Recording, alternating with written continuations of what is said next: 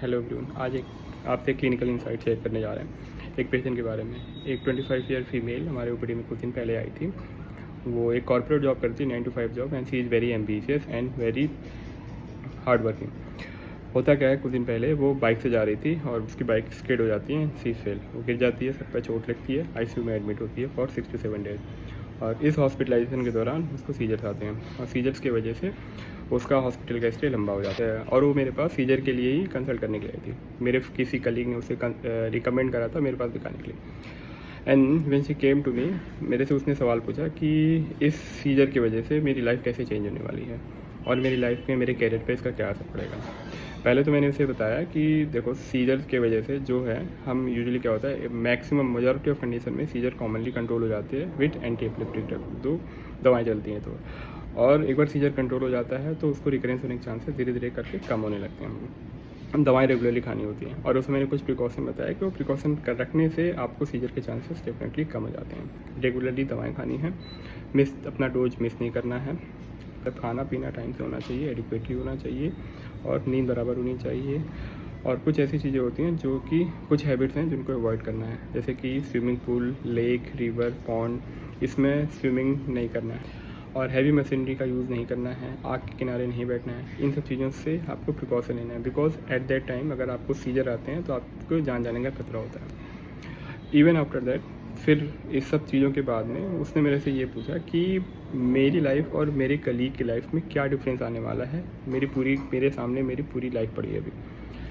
तो इस सवाल से, इस चीज़ से मेरे अंदर एक क्यूरियोसिटी हुई कि ठीक है यार, सही बात है कि कितने साल ख़राब होने वाले हैं इसके।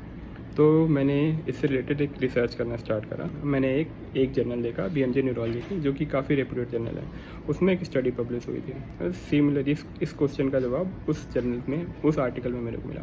उसमें था एक डेनमार्क की स्टडी थी, उन्होंने 20-25 साल तक मिलियंस ऑफ लोगों को फॉलो करा, मतलब लाखों लोगों को उनकी रजिस्ट्री में होता है, वो फॉलो करके देखते हैं।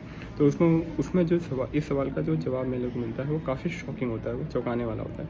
उसमें मैंने देखा कि जो ट्रॉमेटिक ब्रेन इंजरी के बाद एपिलेप्सी अगर किसी को हो रही है तो उसमें उस पर्सन का नियरली 10 ईयर्स लॉस होता है as compare to their normal colleague, जो कि काफ़ी चौंकाने वाला है।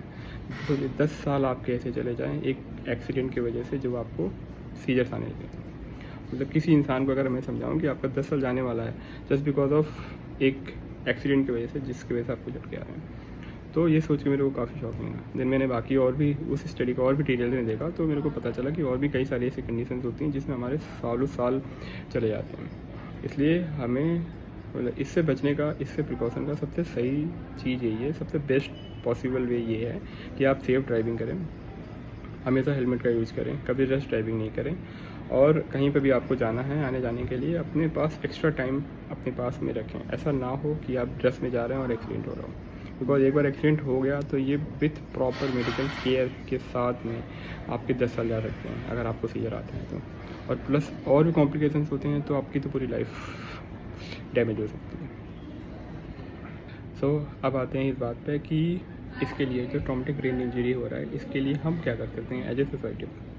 हम ये कर सकते हैं कि ऐसे लोगों के लिए हम एक work culture, suitable work culture हो, उनके लिए फ्लेक्सिबल आवर्स ऑफ ड्यूटी हो। और ऐसे लोगों को ड्राइविंग लाइसेंस मिलने में दिक्कतें होती हैं तो उसके लिए हमें एक ड्राइवर या उसके लिए एकोमोडेशन या ये प्रॉब्लम कैसे सॉल्व करना है उसको समझना है, then only we can solve their problem. तो ये सारी चीज़ें होनी चाहिए और वर्क आउट तो डेफिनेटली फ्लेक्सिबल होना चाहिए और हमको एक सपोर्टिव इन्वायरमेंट प्रोवाइड करना चाहिए ताकि उनकी लाइफ थोड़ी ईजी हो सके।